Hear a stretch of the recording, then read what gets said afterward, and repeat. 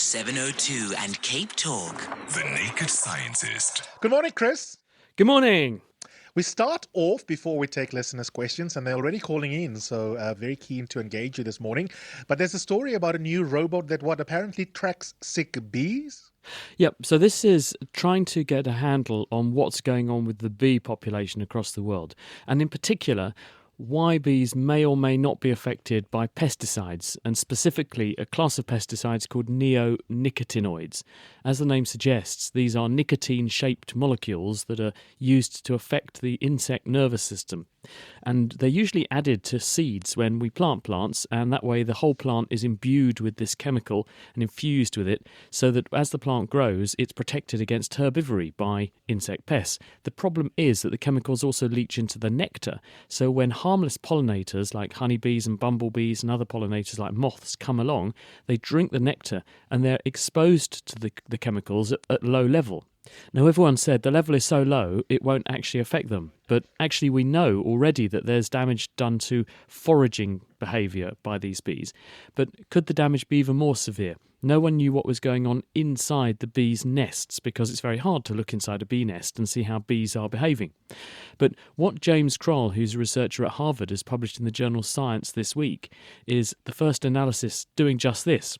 And what they've invented are these little tiny bee backpacks, as he put it to me, which are little squares of paper with a QR code, that funny square pattern of black dots and weird shapes that you can scan with your mobile phone. And they stick these onto the fluffy backs of all of the bumblebees in a bumblebee nest, and then they use a camera and a computer to track every individual bee in terms of its movements, who it talks to, when it does it, when it comes, when it goes. And in this way, you can build up a picture of normal bee behaviour, and then they can expose the bees to different concentrations of these neonicotinoids in field-relevant concentrations. In other words, if this were a real nest and these were out in the wild foraging, the concentrations they're being exposed to would be reflective of what they're likely to encounter. And the result is the bee behaviour inside the nest is grossly affected. The bees don't communicate with each other as well. They back away from the centre, the core nest. It's a bit like you avoiding the nightclub in the middle of town where you normally frequent to go and find out what's going on around town. They don't do that. They don't look after their young as well. So they change their activity in very gross ways. And the point that James Kroll is making and made to me earlier this week is, well, look, there's clearly a change in the behaviour of these bees inside their nest. There's a change outside the nest. These chemicals are affecting them. We really need to have a conversation about this because these are the world's most popular pesticides at the moment. They're in use all over the world, and we rely on pollinators to feed us because if they don't do their job pollinating plants, we don't grow crops and we can't eat. Rod, good morning. Good morning, Eusebius. Welcome to the show. What I phoned in about is a lady phoned in last week about an egg boiler. That's right. Now, and I think the thing is, it wasn't a boiler, it was a steamer, because I've got a similar thing. And the interesting part is the more eggs you boil or steam, the less water you use. And I'm sure Chris would know the reason for that. My boiler's got a little tray where you can put in up to 7 eggs. It has a cover over it with a hole at the top, so a certain amount of steam can exit the thing. And at a certain point, it gives you a little buzzer and says that your eggs are ready. And Chris, I'm sure you know why you need less water for more eggs. We were trying to work this out last week because the instructions were not made clear. And I did say if anyone could send me the details of who makes it, then I can get in touch with them and ask them for their rationale, because I'm not clear, based on what's been said on the programme, why they work the way they work. And sure, if I could have a look at the device, then I'm sure we could all work this out. John, good morning. Welcome to the show. Hi. Yes, I wanted to ask you, Chris, if anything is known about the déjà vu phenomenon. I seem to get that quite a lot, and it's quite unnerving. Hello, John. Very unnerving, yeah. And there's this gag that we keep cracking on this show about, haven't we answered this before? I mean, the answer is we really I wasn't have. gonna go there. No, but we really have visited this, but not today. So don't be unnerved, John. We haven't talked about your question today, but we have talked about it in the past. This is one of those funny phenomena which we don't understand very well because it's very hard to test anything other than a human, and therefore there are ethical constraints on how you can test this out. But what appears to be happening when a person has déjà vu is that the circuit in the brain that triggers that flash of familiarity seems to be inappropriately engaged at certain moments.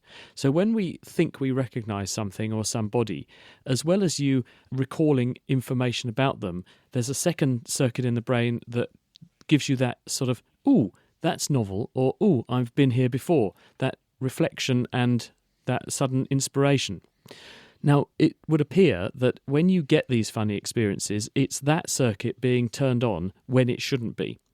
Now, this can happen for a range of reasons. Sometimes it can be that an experience is so close to the thing that you do remember that the two memories get confused.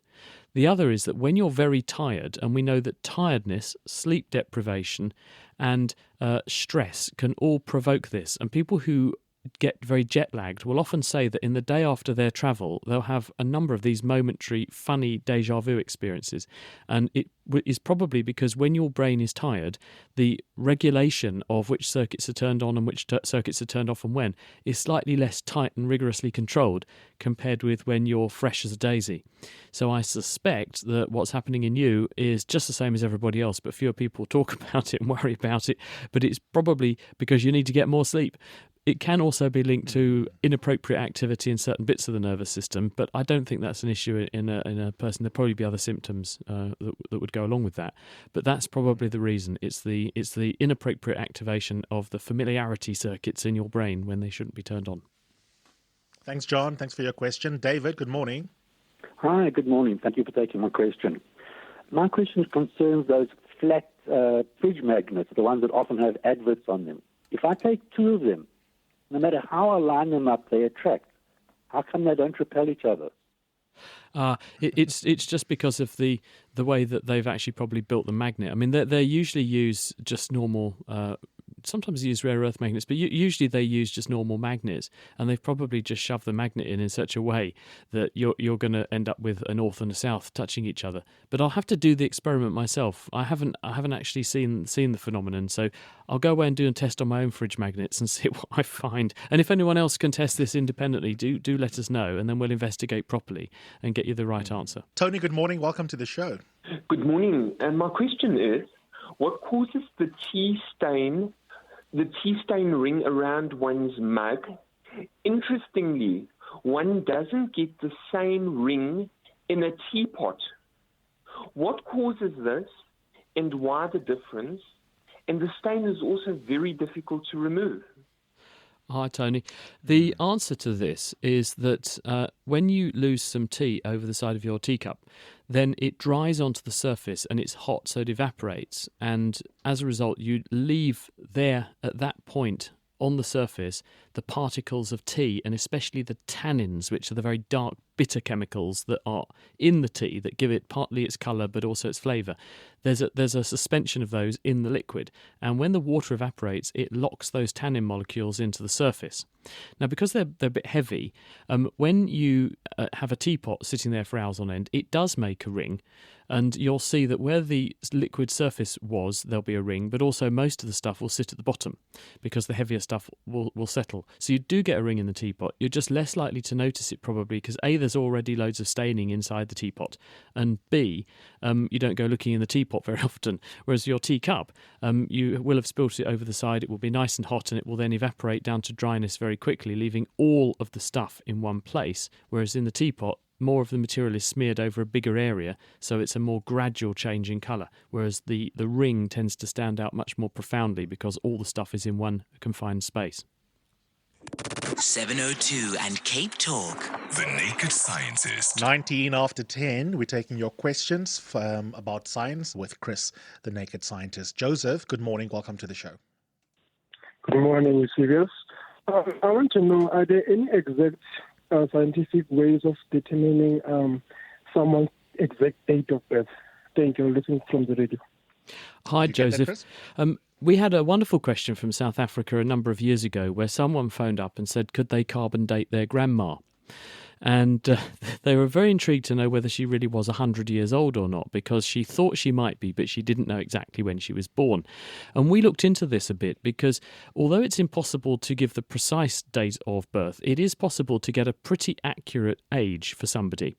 And you can do it by carbon dating. There's a lady called Kirsty Spalding, and she works, I think, at the Karolinska Institute in Sweden, and she's done a lot of studies looking at the incorporation of radiocarbon into the human body and using this to age tissues, because she was very interested in answering the question how old different cells in different parts of the body are, because some cells, we're told, we have them, we make them when we're developing inside our mothers, we have to make them last a lifetime. Other cells we make on the fly all the way through our lives. And so she wanted to find out how old different cells are.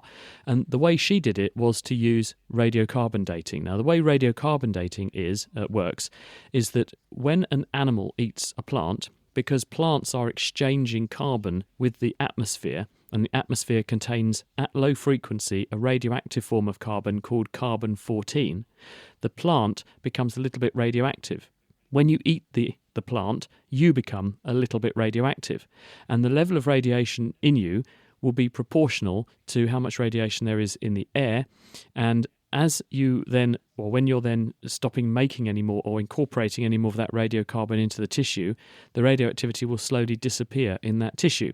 And because we know how fast the radioactivity disappears, we can wind the clock back and work out how much there must have been there to start with and when. Now, you can therefore date different tissues this way with a reasonable degree of accuracy, actually using what's called the bomb peak.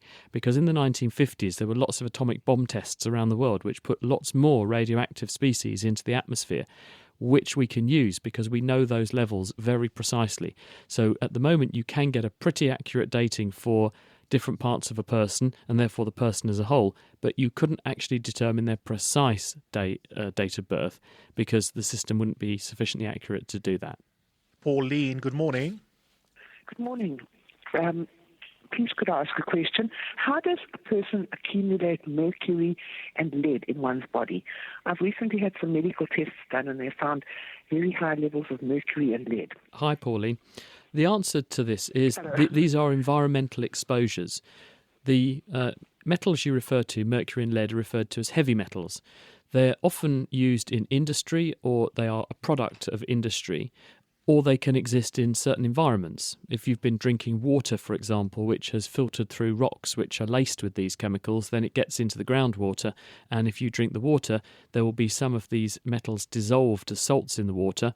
They will be absorbed into the body, and if you live in the area for a long period of time, or you breathe the air with these things in it for a long period of time, or you ingest them in other ways, you will slowly accumulate them, because when they get into the body, because they're not normally supposed to be in the body, and they're coming in over a long period of time at low level, they can slowly accumulate because there's none in the body, there's lots in what you're drinking, therefore some moves into your tissues and they accumulate. And they tend to go where the blood goes. So they'll accumulate in tissues like the brain, they accumulate in other places like the liver, where the blood supply is high and there are various reasons why they might like to sit in those cells. So that's why you would pick them up. It must be an environmental exposure of some sort, food, water or the air. Sydney, good morning. What is your question? Is there any proof that the mermaid exist? That what exists, Sydney? Mermaids. Okay. Yeah. Mermaids are a myth, my friend, unfortunately, because they are very beautiful, these mermaids, but they're as far as we know, they're probably a legacy of seafarers' myths. So when sailors used to go off, they had very long journeys ahead of them, and to keep themselves amused and entertained, they would sing songs and tell stories. And I suspect that mermaids and the sort of longing for home and islands full of beautiful ladies and that kind of thing probably kept these, because they were almost exclusively men on these boats, would have kept them amused on their long sea voyages. So I suspect that's where the myth comes from. There's not any evidence for a human equivalent. There is a human condition called ichthyosis, and this is where people develop a skin condition which gives them very thickened, scaly skin that looks like fish scales, hence ichthyosis. But they certainly don't have any of the other characteristics of mermaids, and that's an unfortunate condition to have. It's certainly not a bonus. Thank you for your question, Sydney. Justice, good morning. Morning, Eusebius. Morning, Chris. My question is, why do balloons inflated balloon defy gravity. Because you release that thing into the air, it just keeps going up. You'll never see it coming down. Why is that? Does it mean there's a lot of balloons in space, perhaps? Hello, Justice. Well, I guess you're referring probably to helium balloons that float. And the reason that they float is because helium is one of the lightest elements in the universe. It's single atoms, and therefore if you fill a balloon with helium, it inflates the balloon because the gas is under pressure. But when you weigh the amount of gas in the balloon plus the plastic or polythene or rubber the balloon is made of, it ends up weighing less, because the helium is so light, than the air that the balloon is pushing out of the way. And if you push out of the way a bigger mass of air than you weigh yourself, then the air pushes back on you upwards harder than you're pushing down, so you float. And this is the same reason a boat floats, or if you jump into a swimming pool, the same reason that you don't sink like a stone to the bottom of the pool, because you're pushing out of the way a bigger volume in terms of mass of water than your body weighs itself. Therefore, the water pushes up on you harder than you're pushing down, so you float. And so these balloons will float in the air, and they'll keep rising until they're no longer pushing out of the way a bigger mass of air than they weigh themselves. And remember that as you go up in the atmosphere, the air becomes thinner. Therefore, the amount of air that you're moving out of the way by your balloon sitting there is going to drop the higher you go. And therefore, as your balloon ascends, it will feel a lower and lower force pushing it upwards. So eventually the balloon will get to a height where it can't go any higher.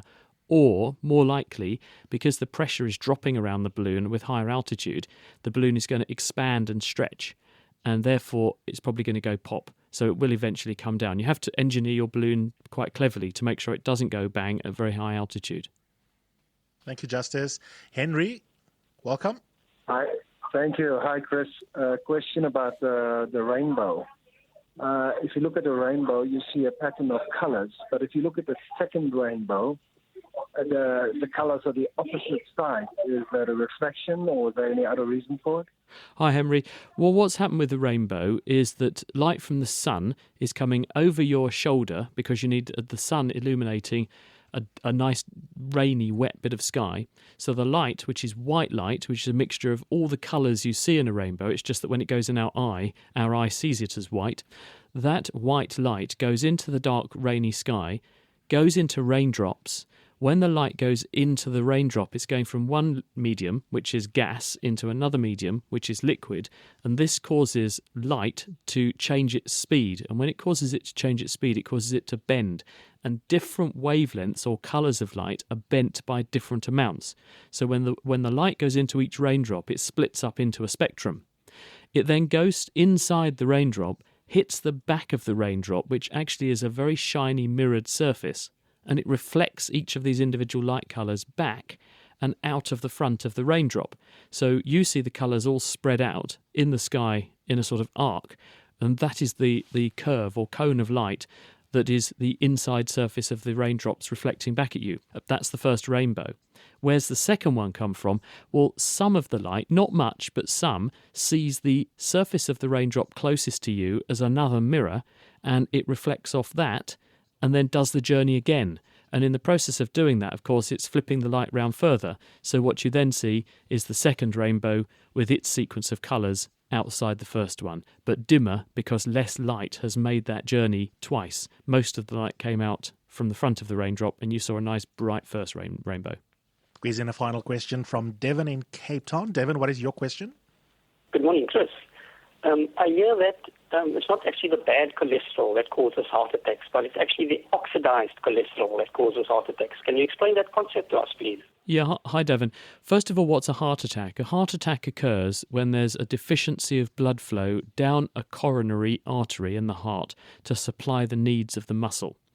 The artery becomes blocked in an acute event like a heart attack because usually the wall of the artery has split apart and exposed some very inflammatory debris and connective tissue to the elements of the blood, which then form a blood clot or thrombus in the vessel, and that then blocks the vessel, causing the heart attack.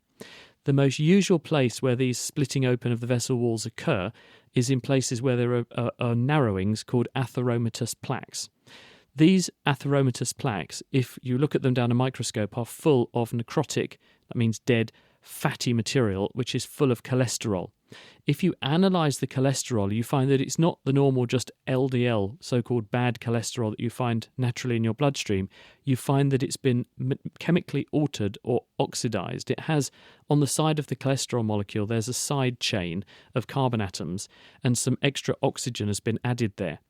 Now, the effect of that, it's probably oxidised because the inflammatory environment of the wall of the vessel causes it to get oxidised.